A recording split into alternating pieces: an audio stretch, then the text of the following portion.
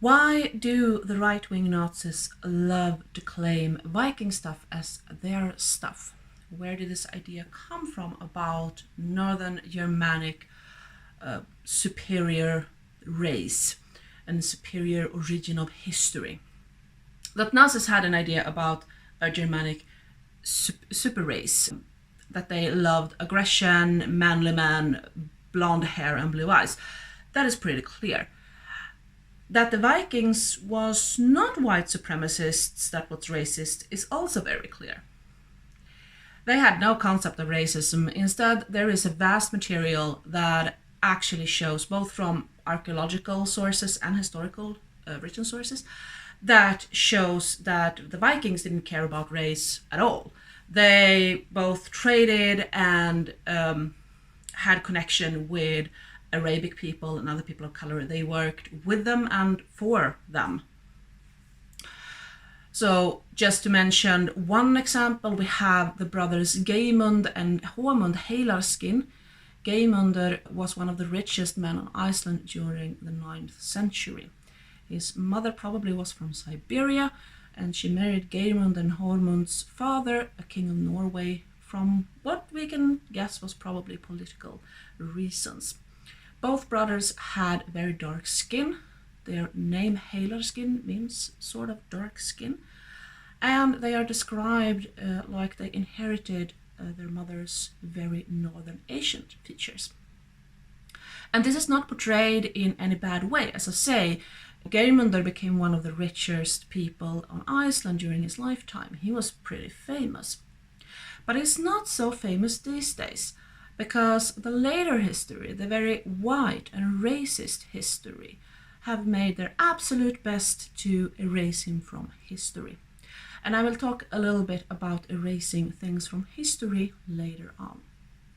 But since we now have established that German people during World War II was not Scandinavian, and Vikings was not just blue-eyed racists, so where does this Vikings come into the place of German Nazis during the early 20th century? There are a lot of reasons why this romantic version of the pre-Christian era got so extremely popular. So popular that it seems that a lot of the ideas about what the Vikings were and how their society were is still so influential over people's mind today that even people that are in no way Nazis or racist still believes these untrue facts. Untrue facts that seems to be equally hard to get rid of for the academic world as to scrape a gum off under our shoe. These untrue facts have been totally criticized and picked apart by both the 20th and 21st century academics. So why do we still see racists and Nazis today loving all things Vikings? Sadly, there have been periods of times throughout our history where the Vikings have been romanticized and where people have wanted them to be something that they probably never was. And how to explain how the Nazis ended up with their romanticized version of the Vikings, I need to start all the way back to medieval times. It started already during the medieval age when a bishop called Nils Ragnvaldsson started the claim that the Goth, Goter in Swedish, was originally from Sweden.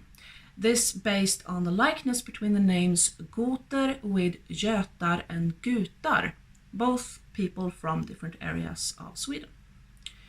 This was addressed by a few more, but it really took off into something that was almost religious during the 16th century, where the center of Uppsala academic world started something called Göticism, Gothicism in English.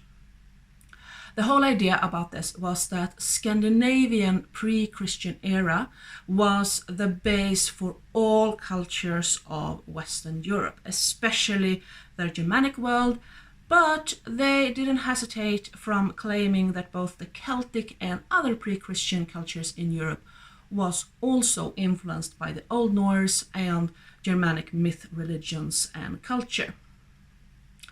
And Of course, they also started the whole the Catholic Church stole our religion, our old ancient symbols, and all that. Here is where the idea of a blonde, noble, heroic, but before all, manly northern Viking really came to start. This is like the first start of it all. The Gothicism got heavily criticized during the 18th century, but it never really died out, and it got a big upswing in the late 19th century, especially among artists, authors, and musicians. This is the period where Wagner, huge racist, don't need to go into that, but this is when he created his big opera, The Nibelungenring, and where a lot of the art you see both me and other YouTubers very often use when we are talking about Old Norse gods. It might be a little bit to shoot myself in the foot to use those pictures because they do uphold a little bit of the view of our Vikings. The reason why so many YouTubers do use them is the small channels like this, we don't always have the money to buy new art or new pictures, so we kind of go to Wikimedia Commons and we just want something pretty to look at while we speak about things.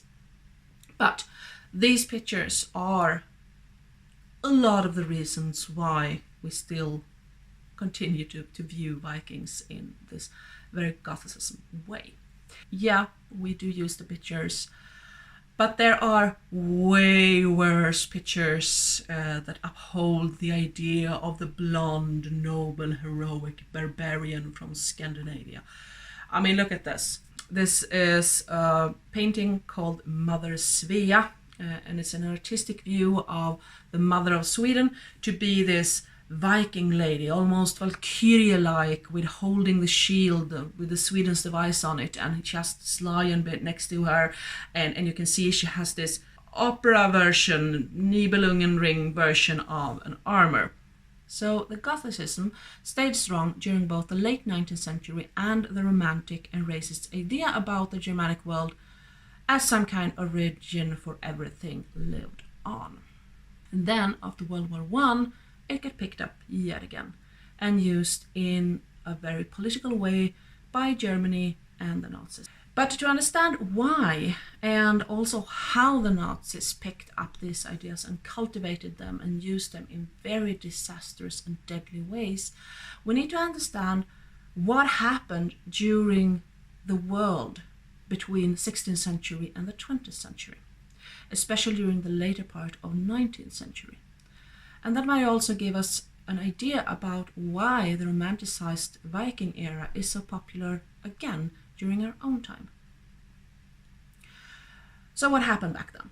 Why did the Viking world get so popular? And why was it so important to why was it so important to portray them as these noble barbarians with fertility cults and worship of Odin and the need for everything to be originated in the north part of their Germanic world? When the Gothicism really took a flight during the 16th century, Sweden was a big empire. War after war after war have been fought, and Sweden occupied the larger part of Norway, whole of Finland, parts of Russia, Estonia and Lithuania, and Germany was still many small kingdoms that were separate and had pretty loose connections, and Denmark and Sweden hated each other to the core of the back of our bones. That's hopefully over now, but we still have a little bit like big brothers sibling quarrel going on there. Anyhow, during this era, these Gothicist ideas was a way of claiming Swedish and in some aspects also German, Danish, Norwegian and Icelandic superiority. They wanted our old gods and myth to be at the same value as the Roman and Greek old gods and myth. And they used these ideas to validate the empire. And it was not just a time with wars and patriotism over areas of land. The religious world was shattered between Protestants and Catholics. And when I say world here, I of course just mean Europe and Scandinavia. But it was a turbulent era during the 16th century. Economical changes, religious changes, and also periods of time where rejecting the church, especially the Catholic Church, by the now very Protestant Sweden, in the academic world was important. And all of this has its parts in how the Gothicism gets so big. Well, the world during the 17th and 18th century, well, the wars might not have stopped, but the Swedish Empire crumbled, and other things happened that made people feel more hopeful towards the future and more secure, at least in the upper classes, because that is also something that we need to take into account here, that when I'm speaking about people, I'm mostly speaking about the upper class and the middle class, the rich people. Farmers probably had not a care in the world if Odin was the origin of Zeus or if Zeus was the origin for Odin. And they also didn't have any power. And all these ideas was there to create and validate power. But during the 17th and 18th century, the Gothicism got heavily criticized and the Goticism calmed down a bit. The academic world didn't want to dwell on a glorious past anymore. They wanted to create a new world. They also probably felt that the Gothicism might have gone a bit overboard with things. Yeah, that's one way of putting it. A little. But during the 19th century, times changed again. A new era came with changes for not just the Scandinavian people, but for all of the people in Europe. The world got smaller, we got trains and steamboats. There were factories that started to pop up, and people started to move into cities in a way that has not been seen much during our previous history. Politically, there was also a lot of things happening. I mean, during the 19th century, the Democrats and the Communists started to protest against the order of the country, and the low-wage workers started to get organized into political groups that actually started to affect the upper classes and the middle classes of society. There was also men and women that started to protest against both the women's and the low-wagers situation. And this happened all over the Western world. And then there was, of course, also a big war in the US that liberated the African Americans from slavery. And during the middle of the 19th century, Sweden's population grew very fast. But there was a crisis during 1867 and 1869 with dead crops and harsh winters, and that forced very many to leave their farms. They moved into a city or even across the sea to the US to start a new future there. As a result of all this, it was a very, very turbulent time. During the 1880s and 1890s, a big romantic period started. Very much in Sweden, but actually all over Europe you can see this romantic era starting. In the upper and middle class of Europe, the people actually still had it pretty good, at least economically speaking, regardless of crops dying and the wars in the US. But soon there was to be a change from 1899 to 1900. A new era, a new century. People were scared, it was a time of turmoil, and people was hopeful, and the change of these numbers from 1899 to 1900 felt very big and significant. During the 1880s and 1890s, it started to get very popular with what we today would call New Age religion. People in the upper and middle classes dabbled in seances, and the interest for old folklore beings, old religions and history was huge at this time. This time, when the Gothicism took a new turn, it was not so much to claim superiority over others. We had that with a few nutcases from Britain and Netherlands and Germany, and also from Sweden. But as a whole, it was actually more because of a longing for when times were simpler, when humans lived closer to nature and the lands. Romantic ideas about the past. If all of this sounds very familiar, it is because we saw this during the late 20th century too. The New Age religion had lived a very small and insignificant life during the most of the 20th century, but it started really being picked up again during the 60s and the 1980s, where it got its first real boom of the New Age religion. And it only got bigger during the 1990s. Again, you see these signs to why. Economy boomed to then suddenly drop, fast changing world, and a new millennium. People was unsure of the future and everything felt a bit scary, things happening very fast, both political and with the economy. And people tried to find some meaning with things. My theory around this is that when people end up in times with a lot of turmoil and fast changes, we seem to want to seek for our roots. It's like we want to have something steady to hold on to because we cannot make sense of the world that we're living in right now. We feel trapped in a world with dirty cities and we long for something else. But the future doesn't feel secure, so we dream about ancient times. The Viking Age and the medieval times are pretty easy to make into a world where we live closer to nature, where we can create a picture of how the people back then understood the world better, and we want to go back. This can be seen during a lot of times throughout history, but the last two periods, with the Romantic era during the 19th century and what I sometimes call the New Romantic era during the late 20th century, are where I, as an historian, have really seen history repeat itself in an almost frightening way.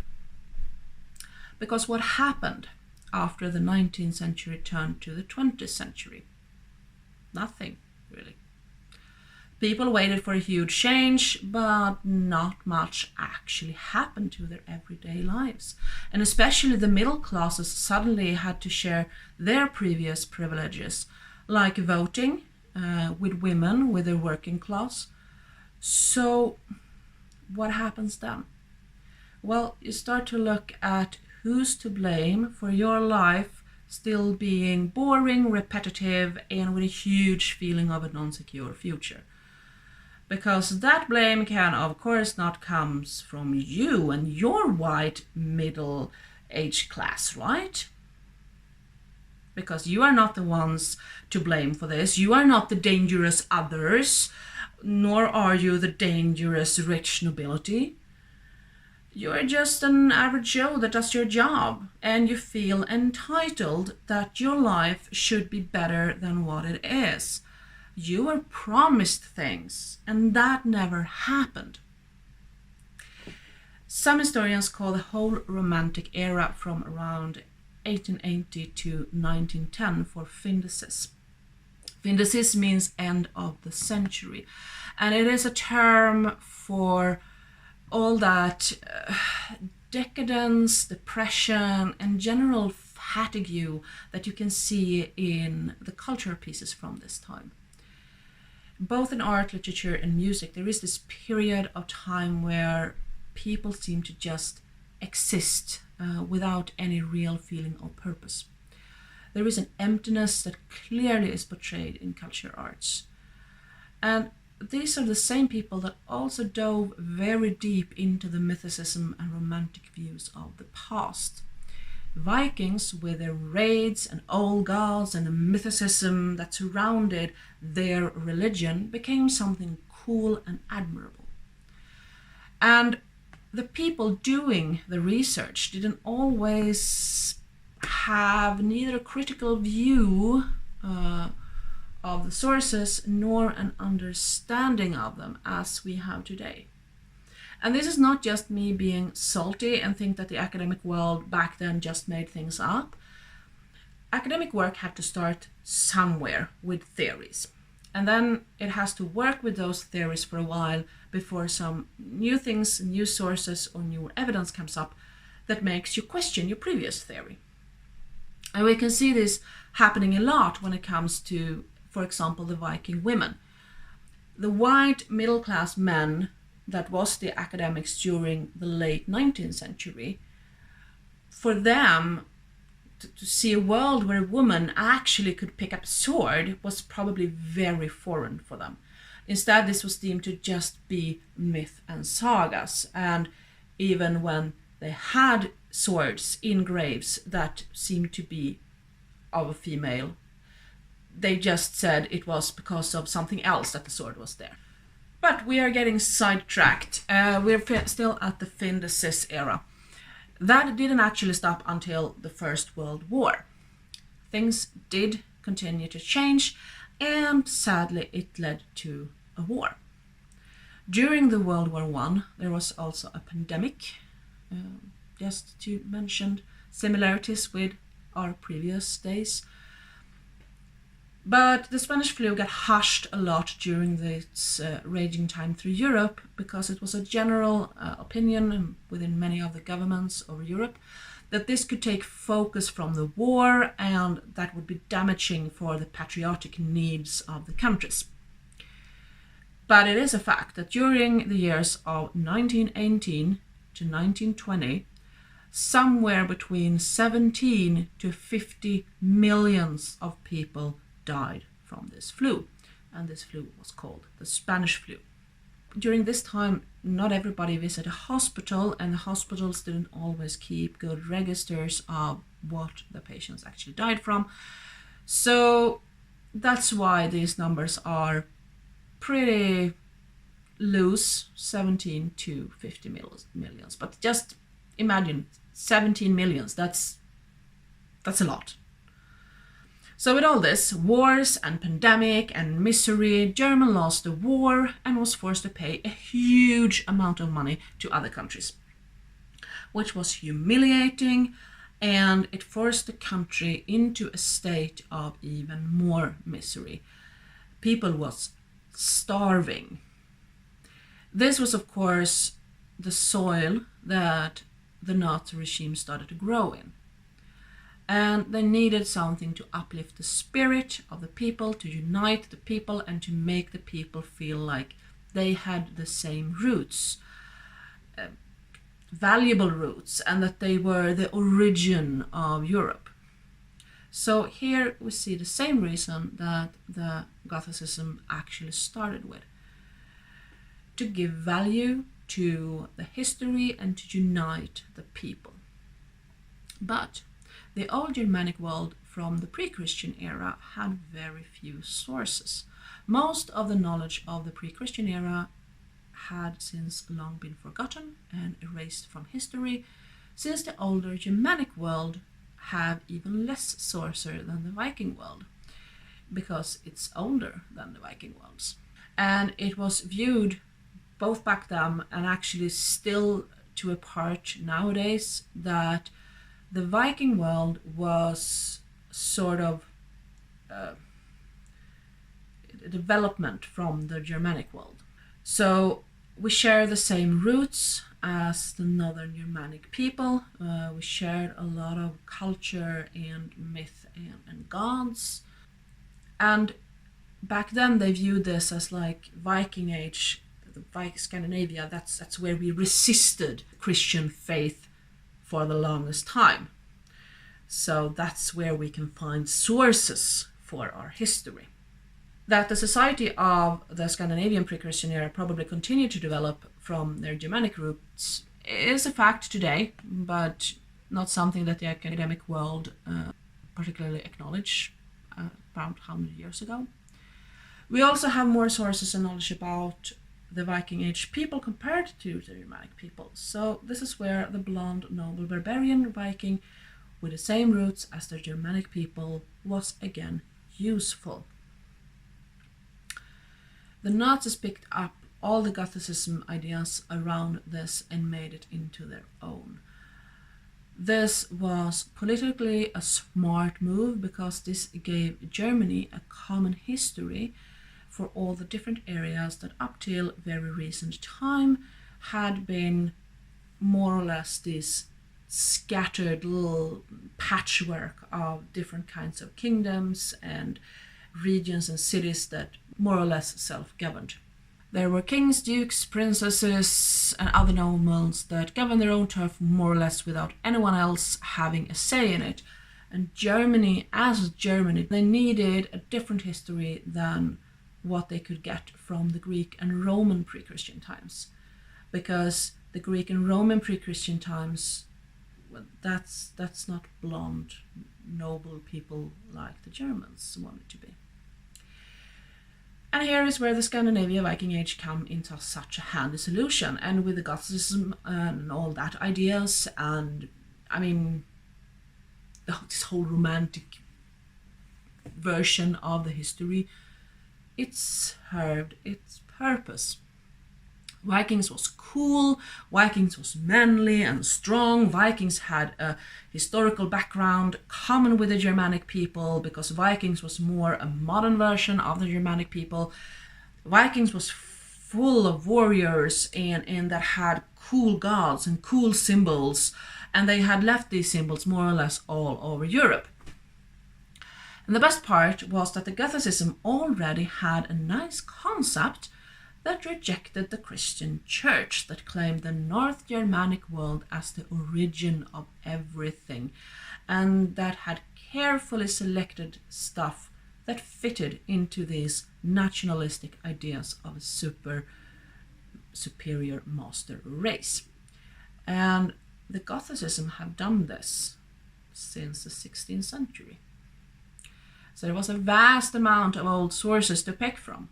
Given that you didn't treat these sources with anything even similar to critical thinking, and you carefully picked what sources you liked, you had a really nice history to use to really make the Northern Germany and Scandinavia the cradle of civilization. I hope I don't have to tell you how utterly wrong this is, but there we have it. In a time where people was feeling scared and insecure about their future, in a time where the economy was worse than ever and where it was turmoil and political chaos, Vikings was yet again popular. And after that, the academic world have had a really hard time scrubbing the poor Vikings clean from all the things that the Gothicism and the Nazis have put on them. And in the reenactment world, especially the societies that does Viking, we still see our modern days Nazis and racists showing up thinking that this is a place for them, which usually is problematic because many of those societies actually are not a place for racism and nationalism, since these groups usually are very open-minded and want to be inclusive, and that might be because they actually did their history.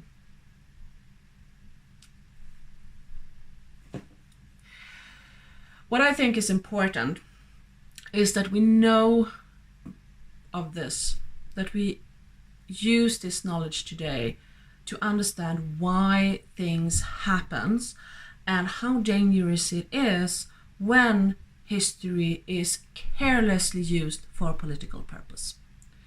I have seen now that the US is forbidding parts of their history to be taught in school because it is considered damaging.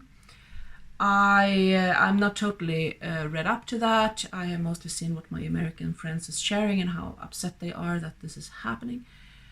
Personally, I do agree with my friends there. I don't think history can ever be damaging. I think we need to know what happened to be able to understand how it happened, to then be able to make sure it doesn't happen again. There are tons of things in history that are uncomfortable, especially for white people like me that have lived pretty much a middle-class, white, privileged life. Except that I'm a gay and I'm a woman, I'm still white, I'm still privileged by that. To learn that I have used racial slurs when I was young without knowing that they were racial slurs it's pretty uncomfortable to know that my mother's family during World War II traveled down to Germany to buy cheap art and cheap jewelry that absolutely was stolen from Jewish people that have died a horrible death as a concentration camps. That is really uncomfortable. I mean, we are not talking my grandma. We are talking about my grandpa and his sisters and his family. It's 2 generations back. So yes, this is very uncomfortable for me to know. But it's okay to be uncomfortable, and it's okay to say, oh my fucking God, I had no idea. Okay, I learned something new now. I will make sure that this doesn't get repeated. History, according to me, can never be damaging. We need history to learn. Sadly, it doesn't seem that we do, but hey, we can do better, okay? So being uncomfortable is not dangerous. Trying to clean our history from things that doesn't suit us, that is dangerous. That is not okay. So I think that's my 5 cents in this. I don't think I have a better ending of this video. So with that, I will say goodbye, and I will put in some cute cat pictures for you in the end so you can calm yourself down. I know I will probably need that right now. So don't forget to hug your pets, your kids, and your other loved ones. Please be kind, inclusive, and accepting of each other. You can learn things, and please learn from history. Gay Vikings for peace. Gay Vikings for peace. Gay Vikings for